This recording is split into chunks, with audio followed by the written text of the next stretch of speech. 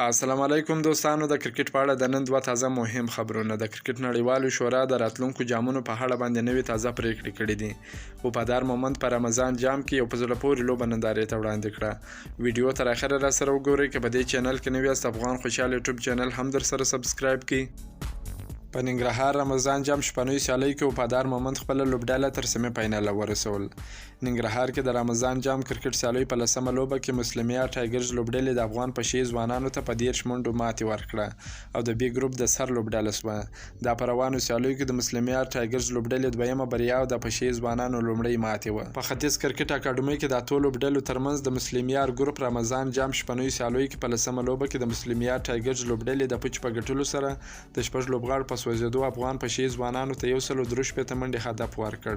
د ټایګرز لپاره شوکت زمان او اکبر مسازي درو 13 منډې وکړې. افغان پشي ځوانانو لپاره څلورو ته پچونکو یو لوبغاړو وسوځاوه. د 163 منډو هدف پر وړاندې افغان پشي ځوانانو د توپخنې پیل شنو. په لومړي اور کې دوه لوبغاړي وسوځیدل. یوازینی لوبغاړی عبدالخالق و چې پشي ځوانانو لپاره ښه وځلېدی، 80 منډې یې وکړې، خو ټپي سول لوبغاړي سه ووتی. د شلو اورونو په پای ته رسېدو سره افغان پشي ځوانانو د اتو لوبغاړو په زیان سره 132 منډې وکړې.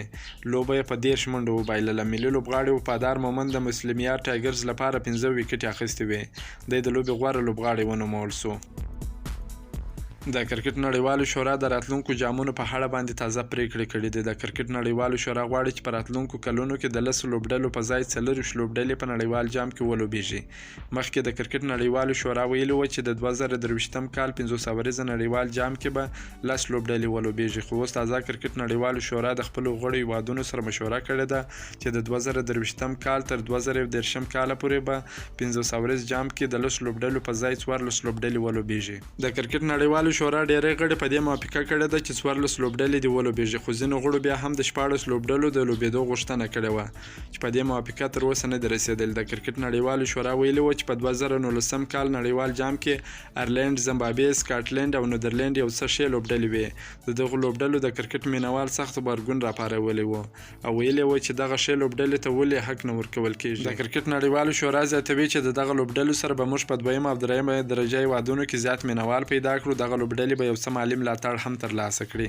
د کرکټ نړیوالو شورا د 2023م کال نړیوال جام لپاره سوپر لیګ لوبې روانې کړې دي چې د سر اته لوبډلې به نیغ په نیغه نړیوال جام ته وځي، پاتې لوبډلې به یې دغه جام ته کوالیفای کوي. په سوپر لیګ لوبو کې افغانستان په درجه بندۍ کې 5م مقام لري. افغانستان په سوپر لیګ لوبو کې یوازې د آیرلینډ سره 3 ورځنۍ لوبې کړې دي چې 3 واړه افغانستان ګټلې دي. که مو دا ویډیو خوښه شوې، ویډیو در سره لایک کړئ. که په دې چینل کې نوی یاست، افغان خوشحال یوټیوب چینل هم در سره سبسکرایب کړئ. تر بلې ویډیو پورې د الله په امان.